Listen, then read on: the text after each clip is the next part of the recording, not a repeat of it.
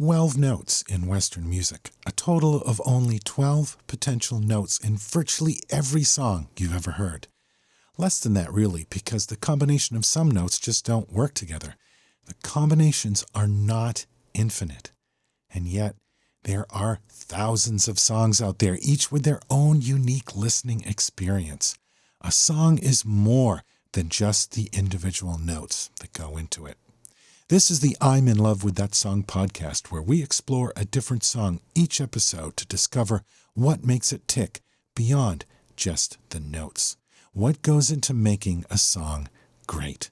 So let's listen to one of my favorite songs, Shining Star by Earth, Wind, and Fire.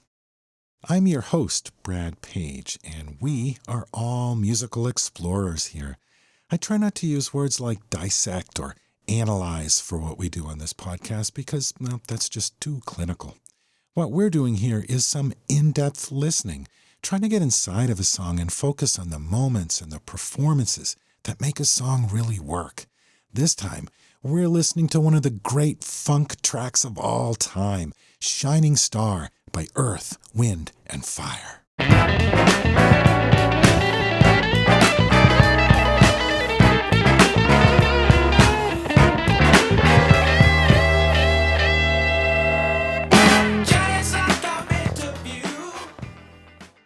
We'll be right back after this. Maurice White started Earth, Wind, and Fire in Chicago in 1969. Their sound combined jazz, Latin rhythms, and African beats built on a foundation of solid funk. Bass, drums, guitar, keyboards, an incredibly tight horn section, and the contrasting vocals of Maurice and Philip Bailey. What a band! Earth, Wind, and Fire signed to Warner Brothers Records and released their first album in 1971. That same year, they worked with Melvin Van Peebles to create the soundtrack to Sweet Sweetback's Badass Song, a classic movie and the first of the so-called blaxploitation films. In March of 1975, Earth, Wind, and Fire released album number 6, That's the Way of the World. And it's a soundtrack album, too. Sig Shore, the director of the classic film Superfly, was working on a new film about a band trying to make it in the cutthroat music business. The movie starred Harvey Keitel as a record producer, and Earth, Wind, and Fire not only created the music for the film, they were cast in the movie as the band known only as The Group. The movie, called That's the Way of the World, was a flop, but the soundtrack album by Earth, Wind, and Fire was a hit, featuring 3 classic Earth, Wind, and Fire songs, That's the Way of the World, Reasons, and Shining Star. The track features Verdine White on bass, Fred White on drums, Al McKay and Johnny Graham on guitars, Larry Dunn on keyboards, and Andrew Woodfolk, George Bohannon, and Oscar Brashear on horns. Maurice White and Philip Bailey trade off on the lead vocals. The song was produced by Maurice White and Charles Stepney. Stepney was a pretty important producer in the 70s. He worked with everyone from Minnie Riperton and Ramsey Lewis to Muddy Waters and Howlin' Wolf, and I think he's pretty important to the sound of these early Earth, Wind, and Fire albums. Shining Star was written by Maurice White, Philip Bailey, and Larry Dunn. Maurice had the initial idea for the song while they were recording at the Caribou Ranch Studios in Colorado.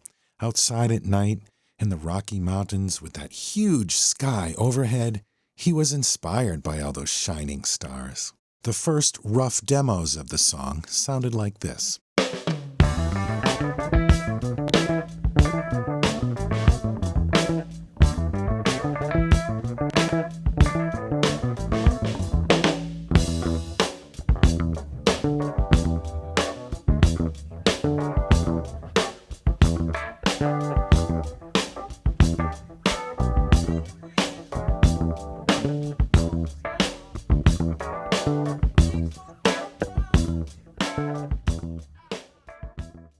That's a pretty cool groove, but once the guitars, the horns, and the percussion come together, then the track really takes off. Let's start with the intro.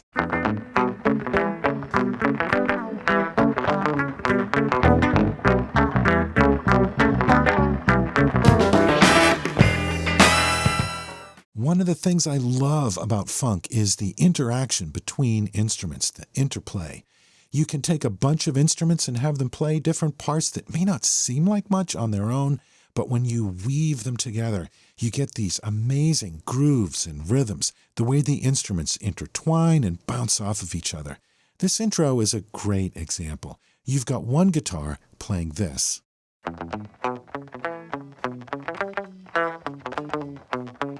while a second guitar plays this.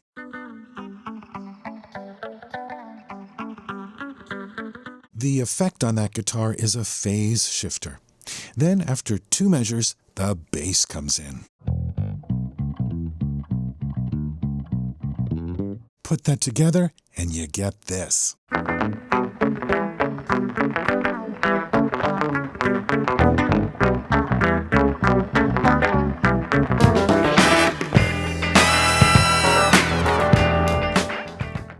When they hit that groove, I am all in. Let's go back and listen to the 2 guitar parts here, too. Here's guitar number 1, laying down the rhythm with a classic funk guitar chord.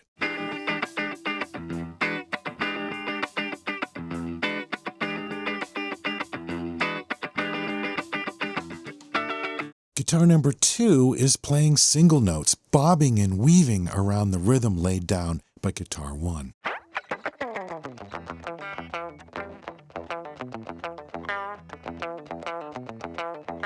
Now let's listen to those 2 parts together.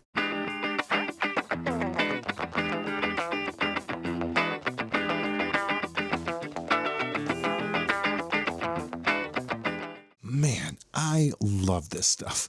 Let's go back and listen to all the parts together with the whole band rocking. You know, I'm going to say something here that some of you probably just aren't going to get, and that's okay. But hear me out. When the whole band comes in, horns and all, and they hit that groove, I think this is just as heavy as any metal band. It's a different kind of heavy, I guess. But that thick, heavy funk hits just as hard. Yeah! Maurice White sings the first part of the verse.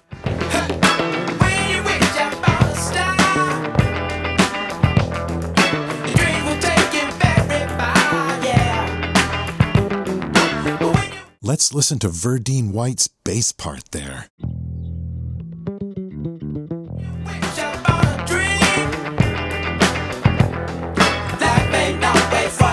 Now Philip Bailey takes over the vocals. What you see, you're not so clear. Hey, in the sky so very dear, yeah. Now we've reached the chorus, and there are some shifts in the arrangement. The guitars, which were up front during the verses, move to the back, and the keyboards come forward. The horns shift from playing short stabs to more fluid, longer notes. You're a shining star, no matter who you are, shining bright to see what you can truly be, what you can truly be. Let's break down the chorus. Here's what the horns are playing.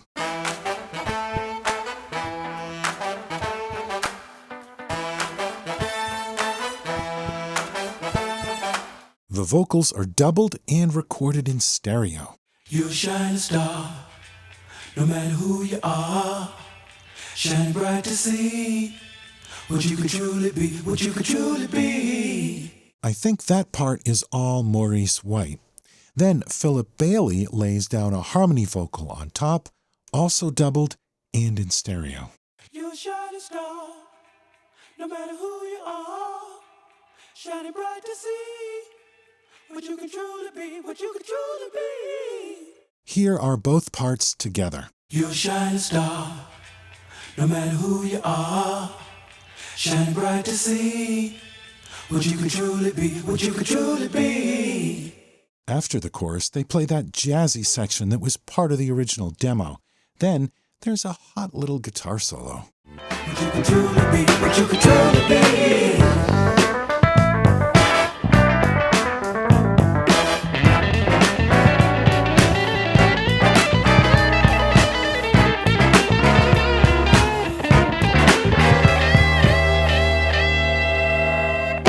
Let's Let's check out that guitar solo.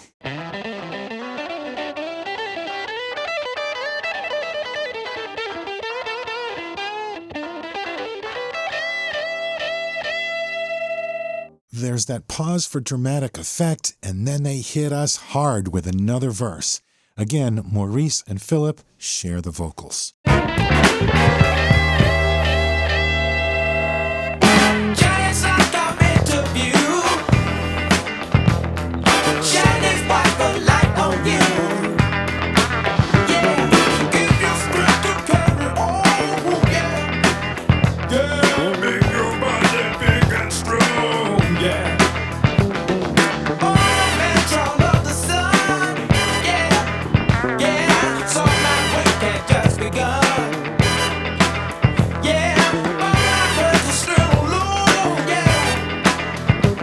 There's a cool little guitar lick here.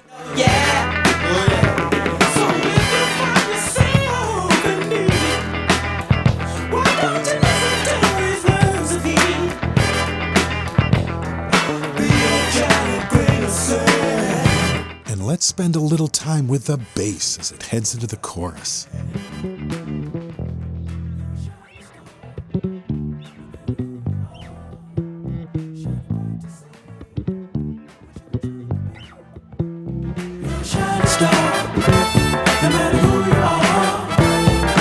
The music drops out at the end, leaving the vocals almost by themselves. The first two passes have a lot of reverb on them, but the final chorus is completely dry. It's a stark contrast. Shining star for you to see what your life can truly be. Shining star for you to see what your life can truly be. Shining star for you to see what your life can truly be. Shining Star, Earth, Wind and Fire. Maurice White was the heart and soul of Earth, Wind and Fire. He grew up in Memphis and played with Booker T for a while. He moved to Chicago and spent some time as a session drummer at Chess Records.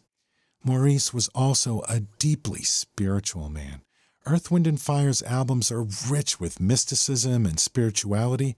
It's right there in the band's name. When he sings, "You're a shining star no matter who you are, shining bright to see what you could truly be," he means it. His lyrics aren't just platitudes. He really believed in them, and he wanted to inspire you. Maurice suffered from Parkinson's disease in his later years. He died in his sleep on February 4th, 2016. He was 74. But his music continues to inspire me. Thanks for checking out this episode, and I hope you'll join us again here on the I'm in Love with That Song podcast. As always, if you'd like to leave feedback, we really do appreciate it. You can find us on Facebook. Just search for the I'm in Love with That Song podcast, or tweet at us at PopStaffTweets. And we love it when you leave a review on Apple Podcasts or wherever it is you listen to the show. I will be back again in 2 weeks with another episode. Until then, I hope you find some inspiration in Shining Star by Earth, Wind and Fire.